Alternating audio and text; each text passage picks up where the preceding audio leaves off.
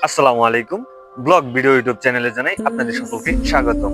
আজকে আমি আপনাদের সামনে তুলে ধরবো বনগাঁ মধ্যপাড়া আহমদ আলী জামে মসজিদ সম্পর্কে কিছু বিস্তারিত।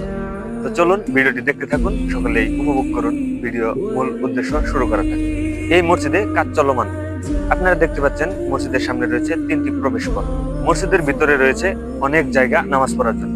মসজিদের উত্তর পাশে রয়েছে ওযু করার জায়গা, যেটাকে আমরা ওযুখানা নামে চিনি। মসজিদের সামনে এবং উত্তর পাশে রয়েছে এক বিশাল মাঠ। মাঠের ওই প্রান্তে রয়েছে একটি মাদ্রাসা। মসজিদের সামনের সাইডে রয়েছে সামাজিক পারিবারিক কবরস্থান। আপনারা দেখতে পাচ্ছেন এখানে অসংখ্য মানুষ শুয়ে আছে।